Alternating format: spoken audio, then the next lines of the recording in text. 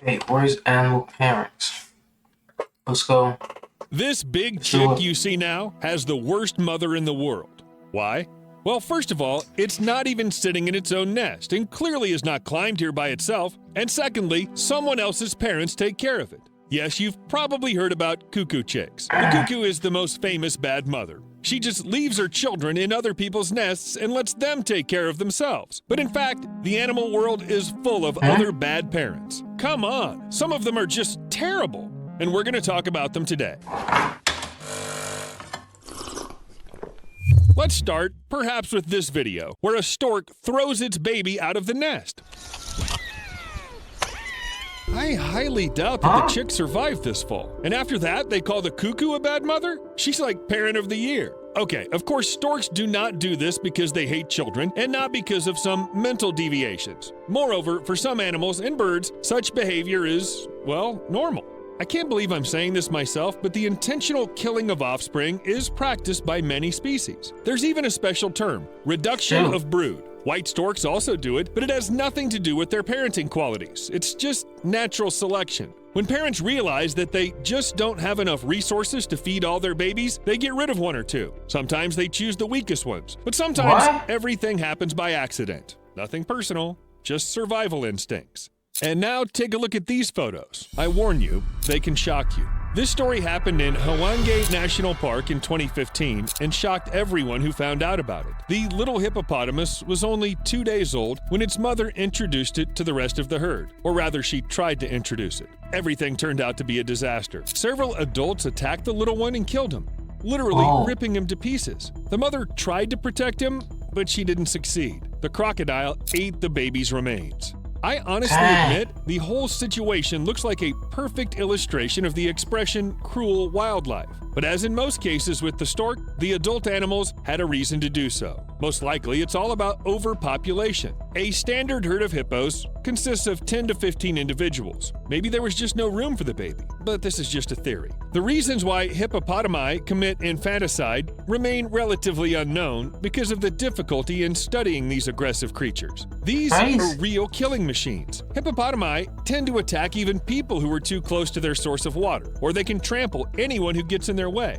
You know, it's quite difficult to conduct research in such conditions, and even if people did want to save that poor little man, they simply couldn't do it. No one can deal with an angry hippopotamus. However, as I said, such behavior is common for many animals. Even noble lions aren't an exception. When a male in a pride changes, it kills the cubs of his predecessor, and they can still drink their mother's milk. The fact is that the females of most mammals can't mate and get pregnant while feeding. By killing little lions, the male approaches the moment of conception of his own babies. Again, nothing personal. But this is all just nonsense compared to the behavior of pigs. This is where the real thrash and hardcore begins. Sometimes pigs have aggression attacks and they bite their congeners. For example, because they're sick, or because it's too tight there, or, well, in fact, scientists aren't completely sure what the reason for all this is. Too many factors and not enough research. But one thing is violence against adults, and quite another is violence against little pigs. Sometimes the sow eats its babies right after birth. This behavioral disorder may be due to very painful and difficult childbirth or very poor conditions. Sometimes aggression is limited only by bites, but the mother is quite able to bite her newborn babies to death,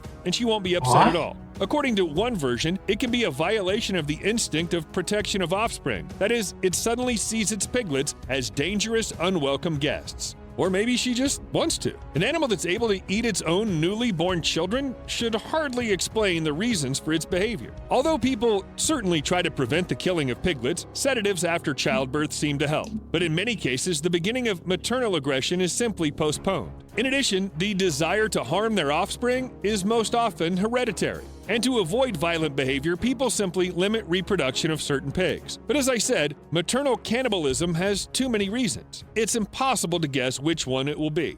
Now let's leave the pig hardcore and go back to the cuckoo chick from the very beginning of the video. This is a very interesting model of bird behavior, but it's not unique. They can be considered quite caring parents. They feed their offspring with fresh meat, protect them from cold, heat, and predators. They don't even throw anyone out of the nest, as storks do, but not because they're ready to take care of even a few chicks. Their chicks do all the dirty work for them. The oldest chick can act aggressively towards its brothers and sisters, and its attempts to dominate may well lead to the death of another chick. Do you know what parents will do? Nothing. The strongest one survives, and this is only beneficial for them. You know, less problems with food, you can spend the time saved on yourself. But wait, it's not only eagles. I almost forgot about one of the most famous examples of disgusting parenthood. It's of course pandas. Pandas are charming, funny, and almost extinct. Or rather, this species is classified as vulnerable. And there are several reasons. But as the main one, I would highlight the disgusting care for their offspring. That is, pandas aren't very eager to reproduce. But when it comes to it, twins are often born, and then a young mother is faced with a choice: which of the cubs to feed and who to leave to die.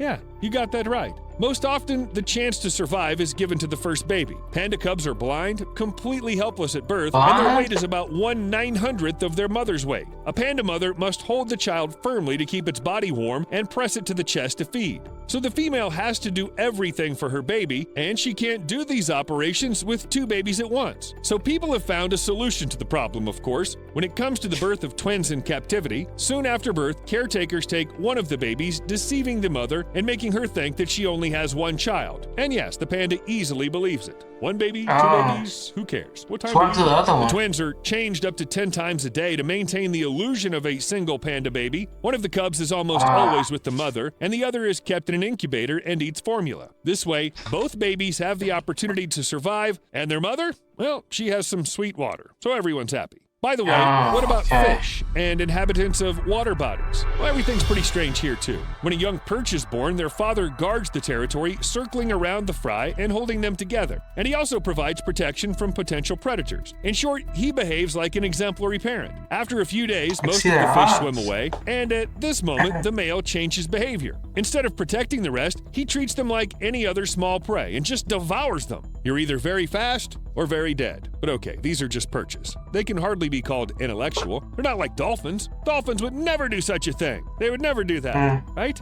In 2013, researchers managed to witness the birth of a bottlenose dolphin baby. Bottlenose dolphins are the most common species of dolphin, but their birth in the wild hasn't been observed before. But before the scientists could believe their luck, they almost witnessed the infanticide. Two male dolphins tried to drown the baby about 2 minutes after its birth. Every time the dolphins lowered the newborn baby deeper, the mother raised it above the water so that the baby dolphin could breathe. But a pair of males kept pushing the baby down for half an hour, and even when attempts to drown it stopped, the dolphins remained nearby. During the next 2.5 hours, the males were on both sides of the mother and her newborn, showing verbal aggression. That is, the dolphins swore and threatened them. Such attacks are rare for dolphins. It seems that it was planned in advance, and it seems that the aggressive males were guided by the lion's logic. Scientists believe that males commit infanticide for mating. If a female dolphin has a calf to feed, she'll be unavailable for several years. But if she loses the baby soon after birth, she'll be ready to mate again in a few months. Well, what can I say?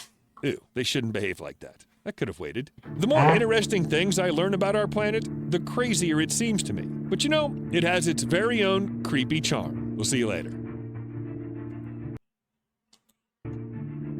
Okay. If you like the video, give me a thumbs up. I appreciate it. I'm out.